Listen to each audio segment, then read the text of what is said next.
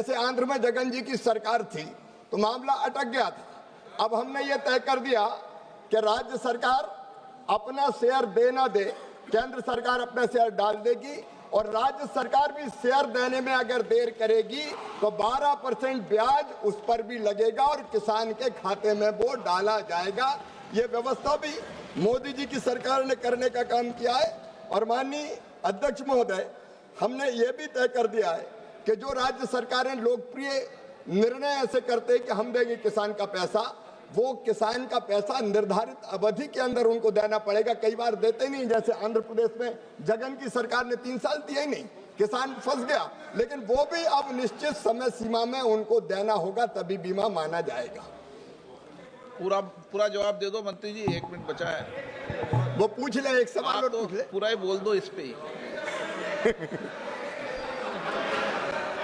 क्या पूछिए आप उनको डायरेक्शन दे, आप क्या पूछना है आप पूछ ले, मैं दे दूंगा। सेकंड सप्लीमेंट्री अध्यक्ष महोदय, मेरा किसानों का मामला सर, आप भी राजस्थान से आते हैं।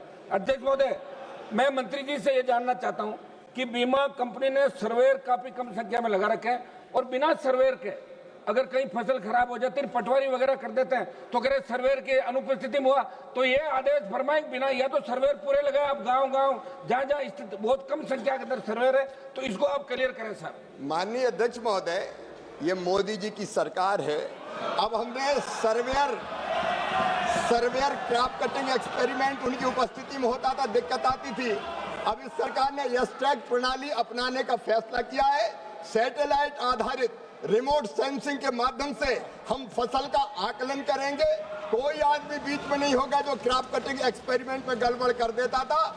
अब डिजिटली हम फसल की क्षति का आकलन करेंगे और उसके आधार पर पूरा का पूरा भरपाई किसान की फसल बीमा योजना के अंतर्गत किया जाएगा। जरूरत पड़ेगी तो राज्य सरकारों से, जब तक, क्योंकि कई राज्य सरकारों ने व्यवस्था लागू कर दी है, जहां जरूरत पड़ेगी वह सर्वेयर बढ़ाने का भी कहेंगे। धन्यवाद। प्रश्नकाल समाप्त। मान्य सदस्यगण महोदय, मोदी जी किसान हितैषी प्रधानमंत्री हैं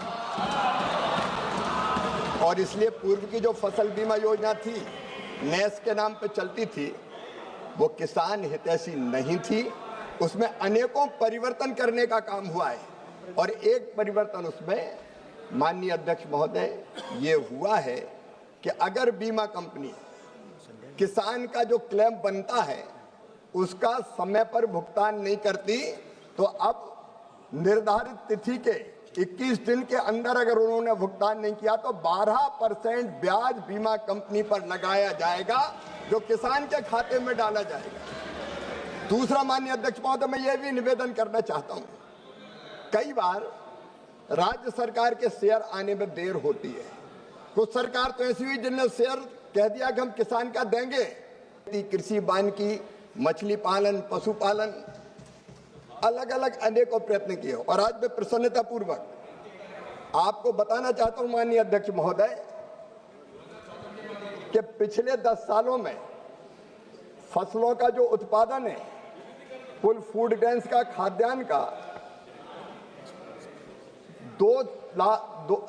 इसमें 246.42 मिलियन टन था 13-14 में, अब बढ़ के 353.96 मिलियन टन हो गया है।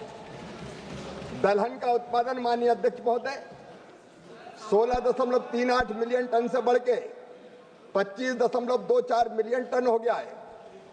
तिलहन का उत्पादन माननीय अध्यक्ष महोदय 27.51 मिलियन टन से बढ़ के 42.61 मिलियन टन हो गया है और बागवानी का उत्पादन माननीय अध्यक्ष महोदय 280.70 मिलियन टन से बढ़ के 367.72 मिलियन मीट्रिक टन हो गया है। और मैं माननीय ललन सिंह जी आपको भी बधाई दूंगा, किसान ही दूध उत्पादित करता है। दूध का उत्पादन 137.7 मिलियन टन से बढ़ के 239.30 मिलियन टन हो गया है। चाहे मछली का उत्पादन हो, दूध का उत्पादन निरंतर बढ़ रहा है और किसानों की आय का जहां तक सवाल है माननीय अध्यक्ष महोदय, मैं दावे के साथ कहता हूं कई किसानों की आय दुगनी से भी ज्यादा बढ़ी है। और हम जो उपाय कर रहे हैं माननीय अध्यक्ष महोदय, आपने बजट की बात कही माननीय सदस्य ने, अरे आपके समय में जब आप उस सरकार का हिस्सा थे यूपीए की, तब केवल 27,000 करोड़ बजट था। बजट है 1,27,000 करोड़ रुपया। माननीय अध्यक्ष महोदय, ये एनडीए की सरकार में निवेदन करना चाहता हूं, किसान सम्मान निधि पहले तो कभी नहीं थी। माननीय अध्यक्ष महोदय, 10 करोड़ किसानों को किसान सम्मान निधि से लाभान्वित किया जा रहा है और मुझे गर्व है, मोदी है तो मुमकिन है। लगभग 2 लाख करोड़ रुपया उर्वरकों पर सब्सिडी देने का काम कर रही है, तो मोदी सरकार कर रही है। जब यूपीए की सरकार थी माननीय अध्यक्ष महोदय, तब केसीसी पर जो केसीसी और बाकी संस्थागत लोन मिलता था, वो लोन मिलता था केवल 7 लाख करोड़। आज वो लोन मिल रहा है 25 लाख करोड़ रुपया। माननीय अध्यक्ष महोदय, फसल बीमा योजना के अंतर्गत मुझे कहते हुए गर्व है कि ये एनडीए की सरकार है जिसने 35,000 करोड़ रुपए के प्रीमियम के मुकाबले 1,83,000 करोड़ रुपए का क्लेम किसानों के खाते में डालने का काम किया है। ये एनडीए की सरकार है माननीय अध्यक्ष महोदय, जो किसानों की आय बढ़ाने के लिए मैकेनाइजेशन पर सब्सिडी दे रही है। पर ड्रॉप मोर क्रॉप में किसानों को ड्रिप और स्प्रिंकलर दिए जा रहे हैं। Poly house technology, green house technology, फलों पर सब्जियों के उत्पादन से लेके बाकी सब चीजों पर उत्पादन बढ़ाने के प्रयास और ठीक ढंग से खरीदने के प्रयास। माननीय अध्यक्ष महोदय, किसान की आय बढ़े, इसलिए इसी सरकार ने फैसला किया कि उत्पादन की लागत पे कम से कम 50% मुनाफा जोड़कर किसान को एमएसपी प्रदान की जाएगी। जब इनकी सरकार थी तो 50% उत्पादन की लागत पर जोड़ने से कैबिनेट की बैठक में इन्होंने इनकार कर दिया था कि ये बाजार को विकृत कर देगा। ये संभव नहीं है, ये इनका कहना था। और इसलिए मैं कह रहा हूं माननीय अध्यक्ष महोदय, एमएसपी पर रिकॉर्ड खरीदी हो रही है, नुकसान पर भरपाई की जा रही है और यूरिया हो, डीएपी हो, बाकी उर्वरक हो, सब्सिडी पर उपलब्ध कराए जा रहे हैं। इससे किसानों की आय निरंतर बढ़ रही है माननीय अध्यक्ष महोदय। Sir, thank you sir. मैं डबलिंग का बात किया था, बट इनकम डबलिंग का बारे में सीनियर मंत्री है और उनने दूसरा बात किया। कोई बात नहीं। सेकंड क्वेश्चन है सर मेरा। द रिप्लाई सेलिब्रेट्स पीएम किसान and other schemes, but the harsh truth is tenant farmers, sharecroppers and landless laborers, for whom leader of opposition Rahul Gandhi ji has been raising for many years, who form more than half the rural agricultural force and still excluded from the benefits. Oh, sir. What is stopping the government from enacting a law or a scheme that recognizes cultivators without land titles, or is that the government only for land owning farmers? Very good. माननीय अध्यक्ष महोदय, कई योजनाएं उन किसानों के लिए चलाई जाती है जिनके पास लैंड होल्डिंग होती है। अलग अलग राज्य सरकारें, चूंकि कृषि राज्य का विषय है, माननीय विद्वान सदस्य ने पूछा है, जो टेनेंट फार्मर्स है उनके लिए अलग अलग योजनाएं चलाती हैं। लेकिन मैं ये भी बताना चाहता हूं कि केंद्र सरकार ने यह फैसला किया पिछले दिनों कि प्रधानमंत्री फसल बीमा योजना में अगर जिसके पास स्वामित्व है वो किसान, टेनेंट फार्मर को जो खेती कर रहा है लैंडलेस, उसको अगर अधिकृत कर देते हैं तो फसल बीमा योजना का लाभ उनको मिलता है।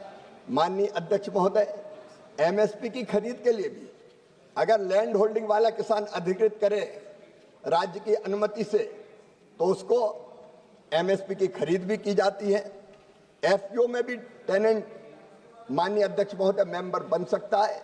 और मैं माननीय विद्वान सदस्य को बताना चाहता हूं कि पिछले दिनों जो हमारे टेनेंट फार्मर है और शेयर क्रॉपर है जो बटाई पर खेती लेते हैं, उनको प्रधानमंत्री फसल बीमा योजना में ऐसे लगभग टेनेंट और शेयर क्रॉपर दोनों मिलाकर, शेयर क्रॉपर 6,55,846 किसान थे, उनको लाभ दिया गया है, और टेनेंट 41,62,814 किसान थे, उनको लाभ दिया गया है।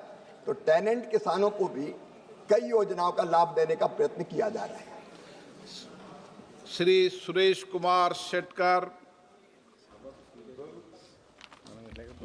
Sir, whether the government of India is following minimum support price fixation methodology recommended by Dr. M.S. Swaminathan.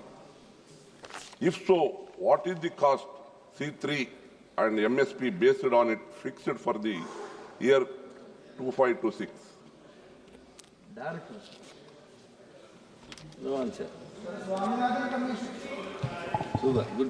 माननीय अध्यक्ष महोदय, मुझे बताते हुए प्रसन्नता है कि प्रधानमंत्री श्रीमान नरेंद्र मोदी जी के नेतृत्व वाली एनडीए की सरकार, जिसने सीधे फैसला किया कि उत्पादन की लागत पर 50% मुनाफा जोड़कर एमएसपी तय की जाएगी, और आज मुझे कहते हुए गर्व है कि 50% जोड़कर ही उत्पादन की लागत पर एमएसपी तय की जाती है और व्यापक पैमाने पर एमएसपी पर फसलों की खरीद हो रही है।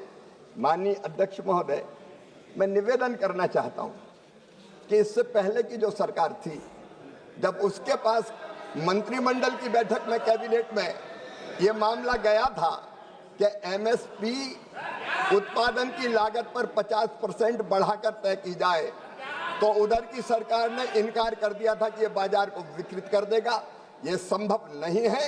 लेकिन मोदी जी की सरकार में हम एमएसपी पर 50 लागत पर 50% मुनाफा जोड़कर ही एमएसपी तय कर रहे हैं और खरीदने का काम भी कर रहे हैं। एक बात बताओ माननीय सदस्य, प्लीज प्लीज प्लीज, एक माननीय सदस्य, एक मिनट। मैंने मणिकम टेगोर जी को 2 प्रश्न पूछने का मौका दिया, फिर भी बैठे बैठे टिप्पणी करते हैं। जयप्रकाश जी की तो आदत ही बैठे बैठे टिप्पणी करने की है। आप सीनियर मेंबर ऑफ पार्लियामेंट हो, प्रश्नकाल में शोभा नहीं देता आपका। श्रीमती महिमा कुमारी,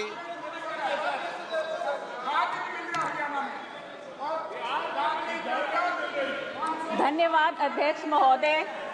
बिचौलिया किसान और बाजार के बीच में मध्यस्थ की भूमिका निभाते हैं। हालांकि वो किसानों की फसल बेचने में